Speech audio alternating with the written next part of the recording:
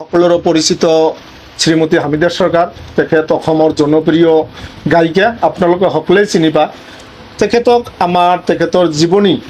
লগতে তেখেতৰ বৈবাহিক আৰু আজিৰ দিনলৈকে তেখেতৰ অৱস্থা আৰু গীত মাতত কি কণ্ডিশ্যনত আছে তেখেতৰ লগত অলপ ডিছকাছ কৰিম আপোনাৰ পৰিচয়ৰ লগত আপুনি কথাখিনি অলপ আমাৰ টাইমছ এনি 24 দৰ্শকসকলক জনাই দিয়ক নমস্কাৰ অলপ স্পিক টাইমছ এনি 24 দৰ্শকক মই মোৰ ফালৰ পৰা আন্তৰিক শুভেচ্ছা আৰু অভিনন্দন জনাইছোঁ লগতে মই সৰুৰ পৰাই গান গাওঁ একদম 8 বছৰ বয়স যেতিয়া মোৰ তেতিয়াৰ পৰাই মই গান গাওঁ তো মাজতে মই খুব প্ৰগ্ৰাম কৰিছিলোঁ খুবেই প্ৰগ্ৰাম কৰিছিলোঁ একে মানে নামনি অসমৰ পৰা আপাৰ আপাৰলৈকে মানে মই প্ৰগ্ৰাম কৰি গীত গাই ফুৰিছিলোঁ উত্তৰ-বংগৰ লগততো মানে ঢেৰ প্ৰগ্ৰাম কৰিছিলোঁ বিহাৰ উৰিষ্যা ইউপি মধ্যপ্ৰদেশ মই চবতে মই প্ৰগ্ৰাম কৰি ফুৰিছিলোঁ এইখিনি আৰু তো বৰ্তমান অৱস্থাত আপোনাৰ দিন কেনে গৈ আছে বৰ্তমান মানে মাজতে মোৰ অলপ ঘৰুৱা প্ৰব্লেম মানে মোৰ সৰু ল'ৰা এটা কিবা কাৰণ এক্সিডেণ্ট হ'ল তাৰপিছত হাজবেণ্ডজনে এক্সিডেণ্ট হৈ গ'ল 1 বছৰৰ ভিতৰত মোৰ হাজবেণ্ডজনো গ'ল এক্সিডেণ্ট এইখিনিয়ে তাৰপিছত মই অলপ মানে সংগীতৰ পৰা আঁতৰি থাকিলোঁ এতিয়া আৰু মই নতুন কৰি তাৰমানে মই সেই আগৰ দৰে নতুন পুৰণিৰে মই আগবাঢ়ি যাবলৈ মানে চেষ্টা কৰি আছোঁ আগত যেনেকৈ আপুনি গোটেই ভাৰতবৰ্ষৰ ভিতৰত যেনেকৈ প্ৰগ্ৰাম পালেই আপুনি গৈছিল সেই আগৰ দিনখিনি আকৌ আপুনি সক্ৰিয় হিচাপত সংগীত জগতত আহিবনে আহিম কোনোবাই যদি আপোনাক নিমন্ত্ৰণ কৰে কোনোবাই যদি মাতে কোনোবাই ষ্টেজ প্ৰগ্ৰামত মাতে যাব 100% আহিম মানে আগতকৈ আৰু বেছি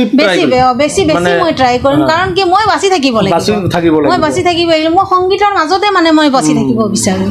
তো আপোনাৰ যিখিনি শিক্ষাগুৰু আছিলে প্ৰায়তো আলাউদ্দিন চৰকাৰ আলাউদ্দিন চৰকাৰৰ পৰা আপুনি কিমানখিনি প্ৰেৰণা পাইছিলে সংগীত জগতৰ কমপ্লিটে পাইছোঁ মই মোৰ মানে সংগীত জগতৰ মোৰ যোনবিলাক মানে গান আছিল তেখেতে সব গানে লিখিছিল আৰু মাজতে মই আৰু এজন মানুহক সোমাই লৈ আহোঁ যে আব্দুল জব্বাৰ মই যিমানখিনি জানো আপোনাৰ একদম কলিক আছিল ললেগলৰ লগা বন্ধু আছিল সম্ভৱতঃ এজন শিক্ষাগুৰুৰ আওতাতে দুজনে গান গাইছিল হয়নে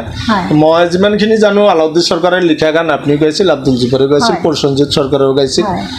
সকলোৱে গাইছিল সেই আব্দুল জব্বাৰৰ অৱস্থা মই আপোনাৰ ওচৰত অলপ তেখেতৰ অৱস্থা কেনেকুৱা মইতো বহুত দিনৰ পৰা তাৰ মানে সেই বৰ্তমান গান গায়নে আছে গান নাগায় এতিয়া তেখেত মানে বেমাৰত ভুগি আছে তো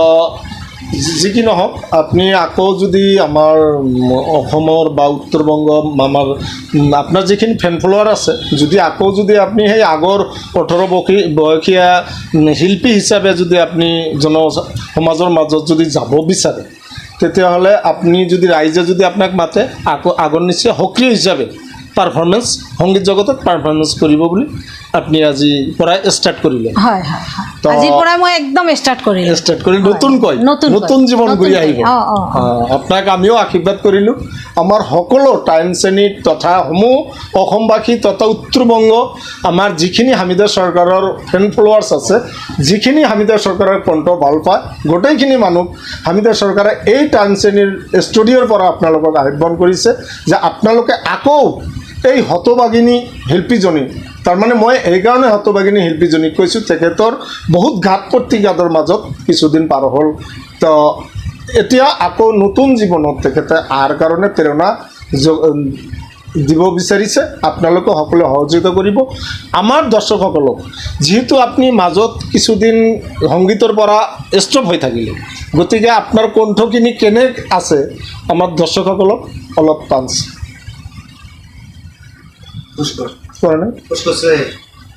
আসিলেন ৰে বন্ধু এই